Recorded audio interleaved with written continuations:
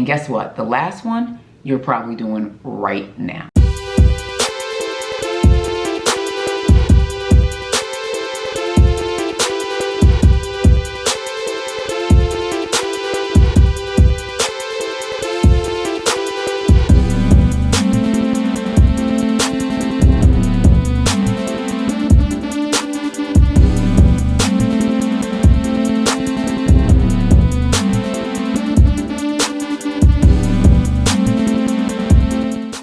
Hey, in this video, I'm going to share with you the 7 habits that I had to stop in order to lose 120 pounds.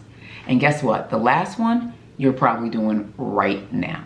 All right, so let's get into it. So I'm talking about these 7 things that I had to stop doing, and it's stuff that I've done my entire life.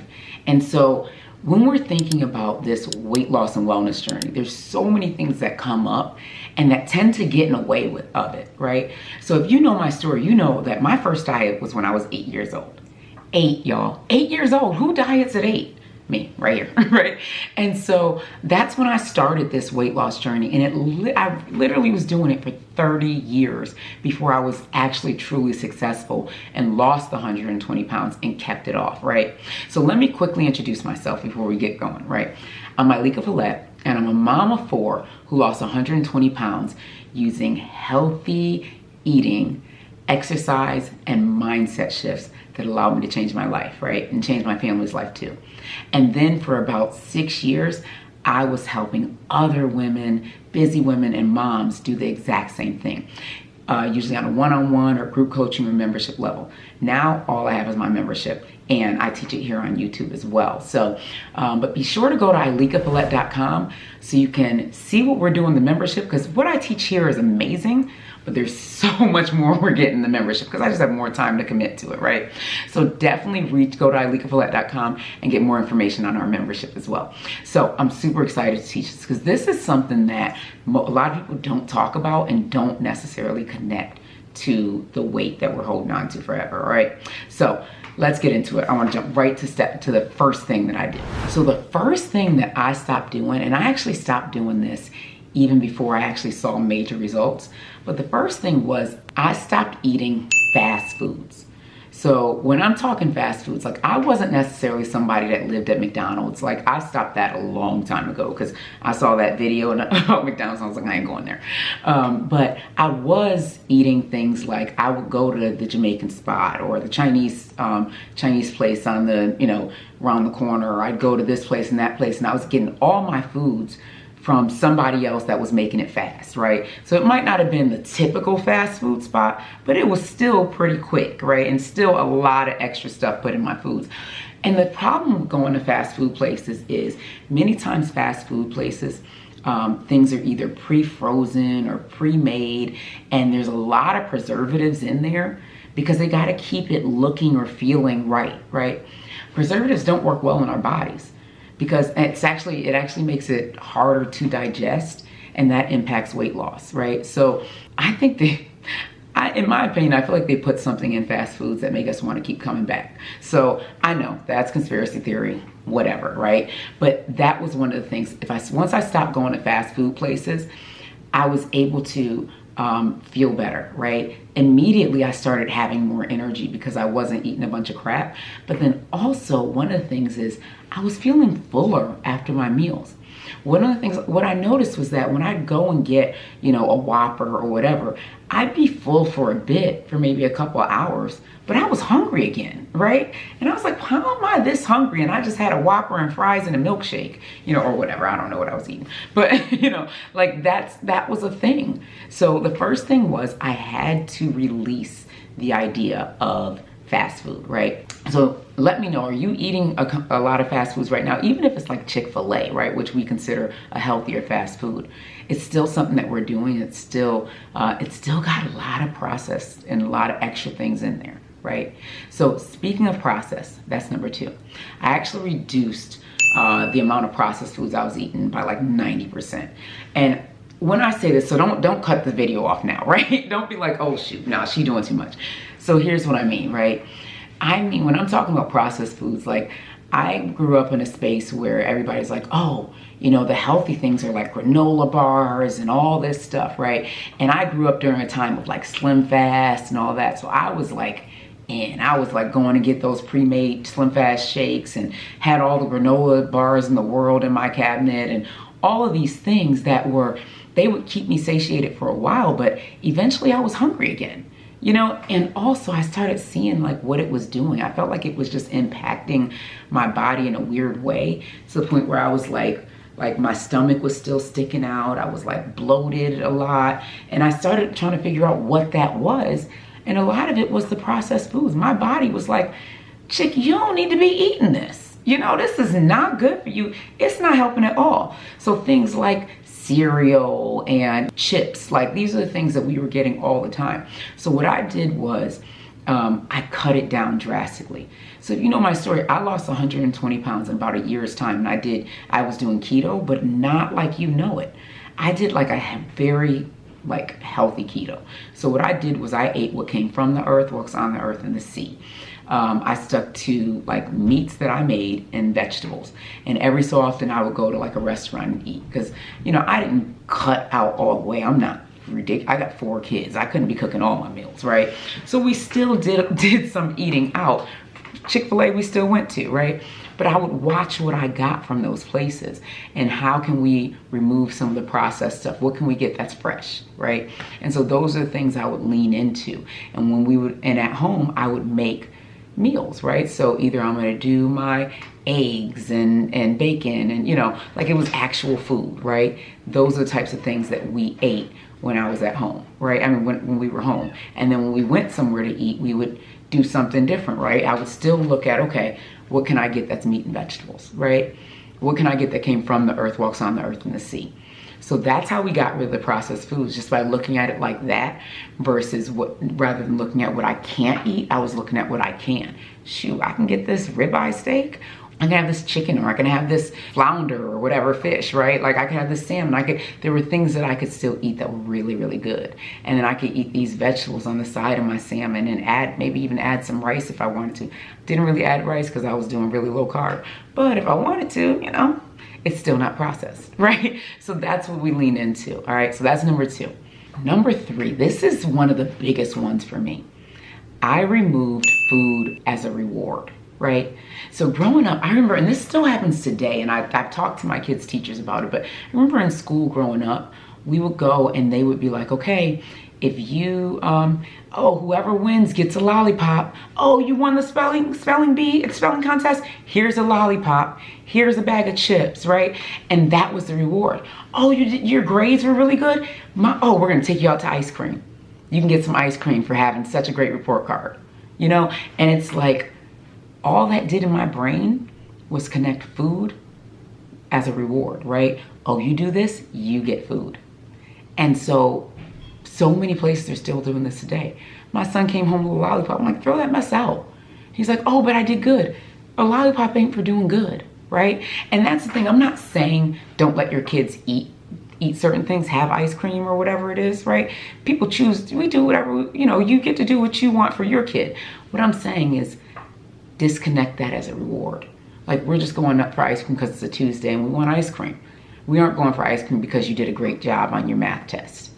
And so when we remove food as a reward, it's a game changer, because now food gets to be fuel and the reward gets to be, I mean, pay me, you know, give me some money, $5 an A, you know, whatever that is, right? It gets to shift. And as an adult, it's like, okay, I just got this great promotion. Let's go out and celebrate. Let's meet at, you know, let's go to Ruth Chris or whatever, right? And it's like, that doesn't have to be the reward. It could literally be, oh shoot, I just got this promotion. Let's go out for a hike. Let's go to the beach. Let's, you know, like let's go on a vacation, right? Like there's things that we can do that are a reward that doesn't have to be food. Because when we get to disconnect food from like joy and rewards, it's a game changer in what we get to do long term, right? Because now we get to see food differently. And when you're looking to lose weight and keep it off, you've got to change the relationship with food. And removing it as an reward is a big change. All right, so that's number 3. Number 4, I stopped dieting. So when I first started keto, it was a diet. I was like, I want to lose this weight. I'm tired of holding this weight on. Let me do this keto thing because I heard about it and it's gonna make me lose weight. So I did it, and that was the beginning, right? I'm losing weight. I'm like, yes, right? That was the first time I tried keto. That was 2016, right? And I did it for 30 days and I lost like 30 pounds in 30 days. And I was like, yes, I'm killed it, right? I'm skinny now. I wasn't skinny. But in my mind, right, I definitely lost a lot of weight. I definitely was proud of myself. And then I rewarded myself for food, right? I hadn't made much shifts, right? And within the next 3 months, I gained all that weight back. I couldn't stick to it anymore because it was a diet. When I started keto again, which was, I think it was January or February of 2017, what I did was I looked at it as a lifestyle. Let me look at how I'm eating. Let me look at what the food makes me feel like. Let me just make it a part of my everyday life, right? So we go out to eat. If we were to go out to eat, I'm gonna get the salmon and broccoli versus, you know, burger and fries, right? Or I'm gonna get a burger with no bun and, you know, broccoli on the side or a salad on the side, right? Like those are the things that I shifted to, and it felt normal. It didn't feel like I was going out of my way. Or when I'm making food at home, if I'm making chicken, rice, and vegetables, I'm gonna eat the chicken and the vegetables, and the family's gonna eat the chicken, the rice, and the vegetables, right? So it's just those slight changes that made it a lifestyle for me. Now I'm not seeing it as a diet. I'm seeing it as the way that I live, the way that I eat. And then when I was able to incorporate eating for my hormones with that, now it's like there are going to be times when I'll have some rice because it came with the sushi, right? Or there are going to be some times when I can have rice and peas because we're having Jamaican food today, you know, or we're just like, this is just what we're eating, or that I'm making like sweet potato fries or something like that. Like there are times when I'll have that, and it's a lifestyle. This is just how I eat. I'm eating to nourish my body, to feel good, to have the energy. So it's looking at it differently. Again, changing that relationship with food. It's all a part of this journey, right? So that's number 4, right?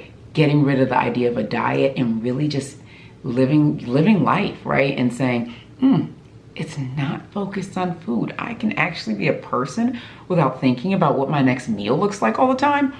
What, right? I don't actually have to meal prep.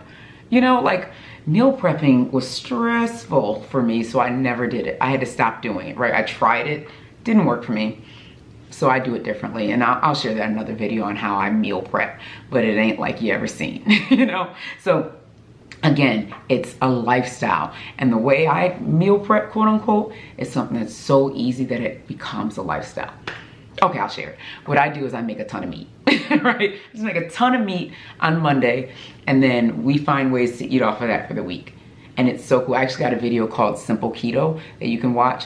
And in that video, I showed how I took, I think it was like chicken or something that I bought from Costco, like a rotisserie chicken, and I ate off of that. You know, I found ways to make meals throughout the week for my entire family, right? And this is just the type of things that we do.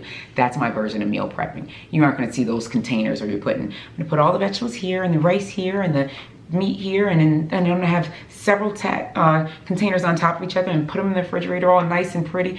That's just, I can't do it. I don't know how people do that. I think it's amazing, and half that food would be thrown away if that was in my house, because I would be like, I don't want this today. I'm gonna just go ahead and do something else, you know? So, you know, just look at who you are and if that works for you. But anyways, make it a lifestyle. So if you are a meal prepper, make it a lifestyle meal prepping, not just I'm doing this right now to lose this weight, right? And that's helped me to sustain the, to lose that 120 pounds total. Number 5. So the next thing I did was I got rid of the idea that cardio was king, right? That was a thing for me, right? Like I grew up, I'd be like trying to be on the bike or the Stairmaster or, you know, treadmill or whatever, thinking this is what I got to do. I'm walking around the block, whatever, right? And what was happening was I was losing weight, but I was also losing muscle. Remember, y'all have heard me talk about this. If you've ever watched my videos, I talk about how muscle is king, right? We've got to have our muscle, especially for women over a certain age. When you're over 30, as a woman, we're losing between 1% and 3% of muscle mass every year. And we can combat that with resistance training, not cardio. Cardio actually beats down the muscle a little bit, but cardio does burn fat, so it's fine. But you want to ensure if you're going to be doing cardio, you've got to be doing resistance training too. Cardio is not king, resistance training is king, right? So strength training, weights, right? That's king.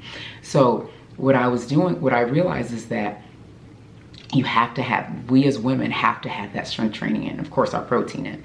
So once I still did the cardio, but once I really added in the strength training and made that the primary way that I exercise, and cardio was just something I would do after for, 30 minutes, 20 minutes, whatever, that's when I started seeing a real shift in my body, right? That's a huge game changer. So that's one of the things that I did. I stopped leaning into cardio because it was easy, started leaning more into the strength training. So that's number 5, I think. I might have lost count. All right, number 6, no more starting on Monday. All right, yeah, we got rid of the starting on Monday. I remember when I started my journey, like for the last time to like really, really sustain, I started on a Tuesday. And the reason I started on a Tuesday was because I got so tired of 30 years of, well, on Monday, I'm starting this. On Monday, I'm doing, low fat, like I'm not eating any fat. On Monday, I'm done with pizza. On Monday, I'm starting my workouts. Like it was always something happening on Monday, right?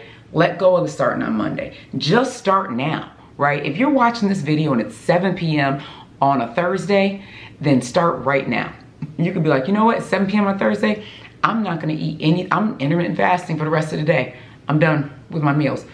No eating after 8 p.m. or whatever, right? Like you could start today right now, rather than waiting till Monday. Because what happens is when we wait till Monday, you know what we do? We eat all the things on earth until Monday morning, right? It gets ridiculous. It's like I've done this where I'm like, oh, I'm starting on Monday. So because I'm starting on Monday, what I'm gonna do is I'm gonna have pizza today, right? Because that's one of my favorite foods. And then we're going to Cold Stone first thing in the morning so I can get Like It with dark chocolate and cheesecake mix and add some brownie in it, right? And a little bit of chocolate chips on top. And I'm gonna kill that thing. And then where y'all wanna go next? Oh yeah, we're gonna go to, like all of these different things. I'm eating all my favorite foods so I can start on Monday, because on Monday, I'm not eating none of it. And it's like, come on. Like that's not realistic and it's not helpful and it makes you gain weight. So I got rid of the starting on Monday and I started immediately, right? When you start immediately, you got a better chance of success because you're no longer giving up. When you start on Monday, you give up by Monday afternoon, right? Or by Tuesday, right? So just start now and decide that this is important. All right, so that's tip number 6, sorry. No more starting on Monday, you start now, all right? All right, so tip number 7, this is the one, right? This is the one. Connecting food to certain activities. What? We do that? Yes. We connect food to habits all the time. It's like, oh, you know what? If I'm watching this movie, right, I'm going to see the new Marvel movie. So of course I've got to get popcorn, I've got to get some Raisinets, and I've got to have a pretzel and eat all these things while I'm watching the movie. Or, oh man, I got all this work to do. And this actually happened to me. So back in 2018, at the end of 2018, I gained like 30 pounds, right? And I lost them and all this stuff. And I got a whole video showing how I lost it. But I gained like 30 pounds. And what it was is I had connected food to working hard. So I was putting together programs and things for all of my clients. And at the same time, I was also getting my personal training certification. So I'm doing all these things. And while doing all these things, guess what I was doing? Like that was a part of it, right? It was like I'm eating these snacks, I'm eating these chips because while I'm working, let me grab a chip. Work, grab a chip, right? And so I'm eating. I wasn't even hungry. I just was connecting the activity of working, of doing work, of, a stressful work situation to eating, right? And so I had to break away those things. I had to disconnect those things. Eating doesn't go with activity. So the way I did that was I decided that when I'm eating, I'm not doing anything else. I'm just focusing on the food that I'm eating right now. I can be talking to my family, but I'm not like on my phone. I'm not watching TV. If I'm eating and doing those things, I'm still connecting it, right? So when I eat away from those things, now I can separate food from activities, right? It's food from certain habits, right? And so it's so important. You're probably doing it right now. You might be watching this video and eating. Every time I watch YouTube, I eat. you know, or whatever it is, right? So start looking at what you're doing every day and if you're connecting food to that activity.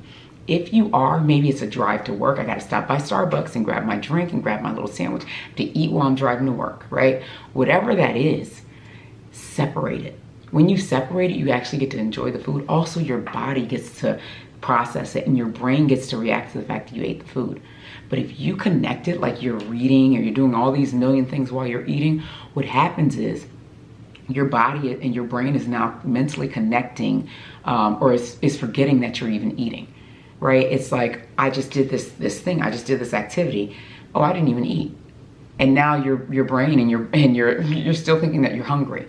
Right? So your body and your brain, everything needs to process the food that you're eating. So disconnect those things. All right.